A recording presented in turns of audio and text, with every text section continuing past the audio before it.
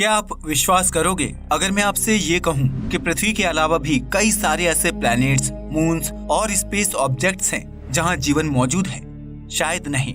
और अगर मैं ये कह दूं कि बाकी यूनिवर्स छोड़िए, हमारे सोलर सिस्टम में ही ऐसी कई जगह हैं जहाँ जीवन मिलने के चांसेस काफी ज्यादा हैं, तो आप तो मुझे फेकुचंद कहने लगोगे। लेकिन मैं झूठ नहीं बोल रहा। खुद नासा के सीनियर साइंटिस्ट्स का मानना है कि हमारे सोलर सिस्टम में ऐसी कई जगह हैं जहां जीवन मिलने के आसार दिखाई पड़ते हैं। तो दोस्तों, आज हम जाने वाले हैं हमारे सोलर सिस्टम की सैर पर, जहां हम कुछ ऐसी जगह जाएंगे जहां जीवन मिलने की संभावना काफी ज्यादा है, और कुछ ऐसी जगह भी जाएंगे जहां जीवन तो नहीं है, लेकिन वहां की खूबियां इतनी अद्भुत हैं जिसे जानकर आप गहरी सोच में पड़ जाओगे। तो वीडियो को अंत तक जरूर देखिएगा, नहीं तो आप बहुत सारी चीजें मिस कर देंगे। Number 1, Enceladus. एनसेलेडस पर हुई डिस्कवरीज ने पूरे प्लैनेटरी साइंस को बदल कर रख दिया है। इस चांद की जो कुछ जानकारी अब तक हमें मिली है, ये बताती है कि एनसेलेडस अब तक खोजे गए उन जगहों में से एक है जहां जीवन मिलने के चांसेस सबसे ज्यादा हैं। यह स्टेटमेंट है नासा के कैसिनी प्रोजेक्ट से जुड़ी सीनियर साइंटिस्ट लिंडा स्पिल्कर की। अब आप खुद ही अनुमान लगा लीजिए कि एनसेलेडस कितना मिस्टीरियस और वंडर से भरा होगा। एनसेलेडस यह सोलर सिस्टम के सबसे खूबसूरत बॉडीज में से एक सैटर्न का मून है। इनफैक्ट ये सैटर्न का छठा सबसे बड़ा मून है। भले ही हाल फिलहाल में हुई अविश्वसनीय डिस्कवरीज के चलते एनसेलेडस सबसे ज्यादा चर्चा का विषय बना हुआ है, लेकिन इसकी खोज काफी सालों पहले हो चुकी थी। एनसेलेडस को 28 अगस्त साल 1789 में famous British astronomer William Herschel ने खोज निकाला था। जब इसकी खोज हुई थी तब इसके बारे में सिर्फ एक जानकारी मौजूद थी कि यह सैटर्न का मून है। लेकिन साल 2005 में कैसिनी स्पेसक्राफ्ट ने एनसेलेडस को जब फ्लाईबाय किया, तब यहाँ से जिस तरह की तस्वीरें और अविश्वसनीय रहस्यों का पिटारा खुला था, ऐसा अद्भुत नजारा शायद ही किसी स्पेस बॉडी को ऑब्जर्व करते वक्त देखा और महसूस किया होगा। सैटर्न के इस मून का डायमीटर 500 किलोमीटर के आसपास है, जो यूनाइटेड किंगडम जैसे देश से भी छोटा है।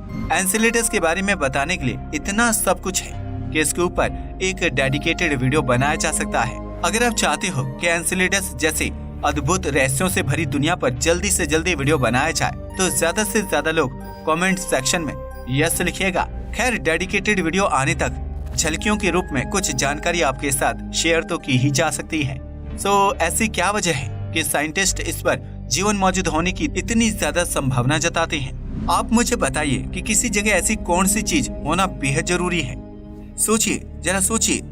नहीं पता? चलिए मैं आपको बताता हूँ। वो चीज है पानी।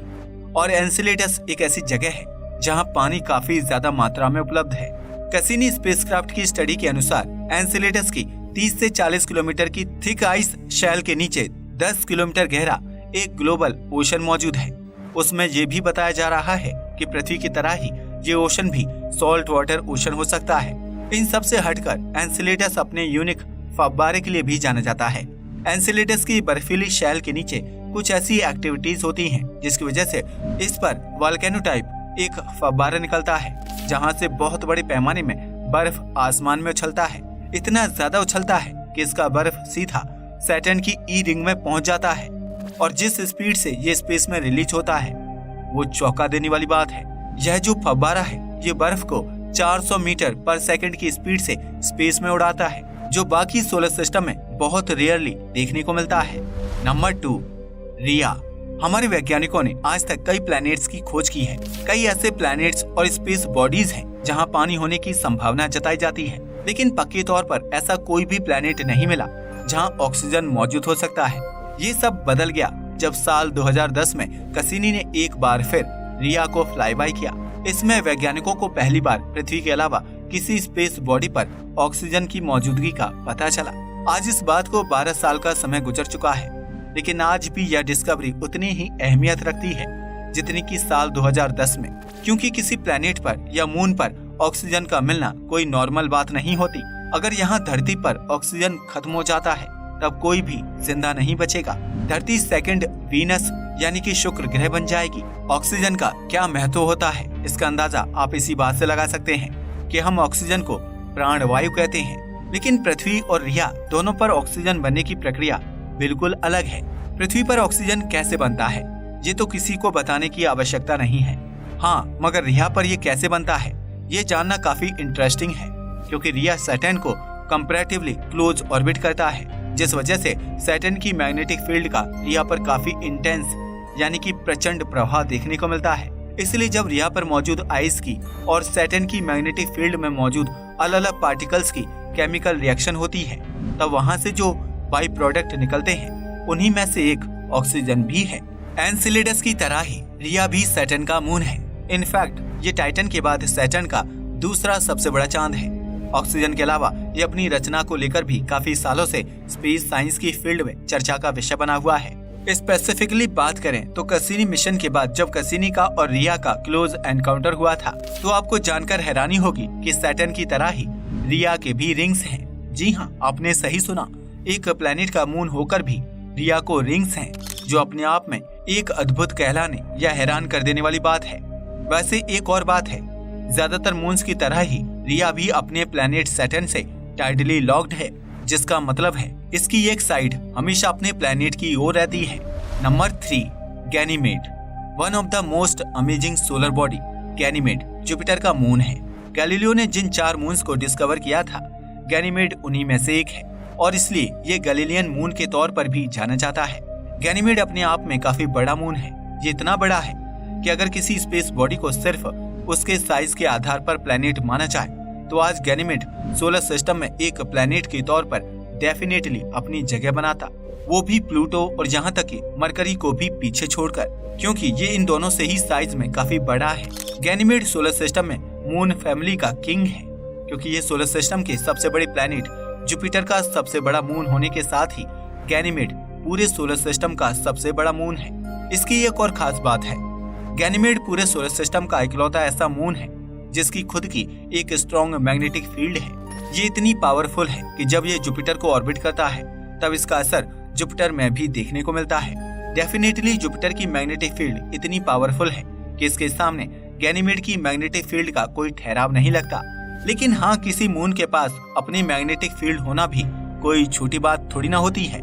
कई दशकों से हम जिस एलियन सभ्यता वाली दुनिया की खोज में लगे हुए हैं, गैनीमेड भी उस लिस्ट का हिस्सा है, क्योंकि वैज्ञानिकों का मानना है कि गैनीमेड पर एक बहुत ही विशाल सॉल्ट वाटर ओशन मौजूद हो सकता है। वैज्ञानिकों के अनुसार इसकी पॉसिबिलिटी भी काफी ज्यादा है।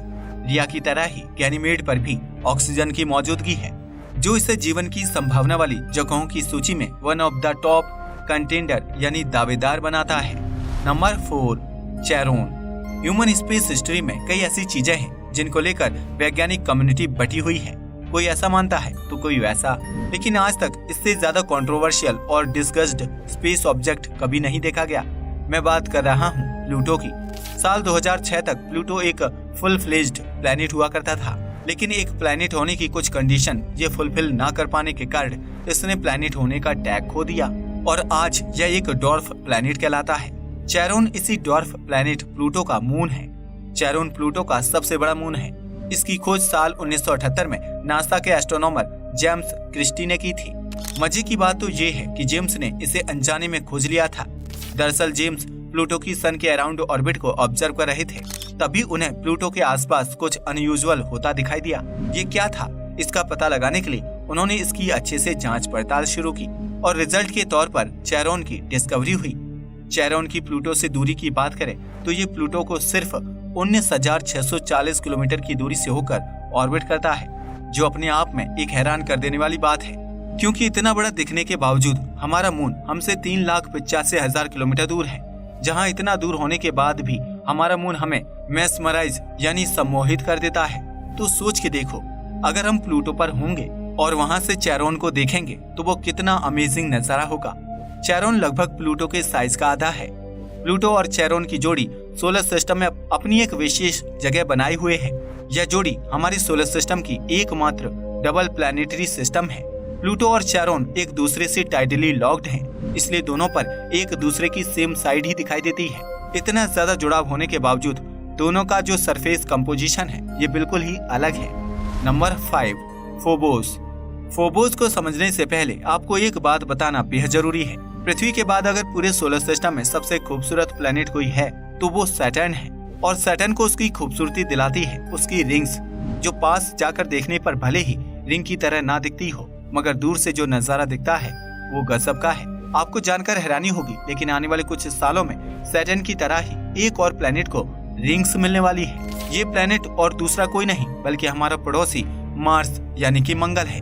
जी हाँ, आपने सही सुना, मंगल को जल्द ही रिंग्स मिलने वाली है, जो इसकी सुंदरता के साथ इसकी जियोग्राफिकल कंडीशन, वेदर कंडीशन और लगभग पूरी की पूरी रचना बदलने वाली है। आपके मन में ये सवाल आ रहा होगा कि अभी तो मार्स पर ऐसा कुछ अजीब नहीं हो रहा, फिर इसके अराउंड रिंग्स कैसे बन जाएगी। यहाँ एंट्री होती है हमारे फोबोस भैया की। फोबोस और डीमोस ये दो मार्स के मून्स हैं। इनमें फोबोस सबसे बड़ा है।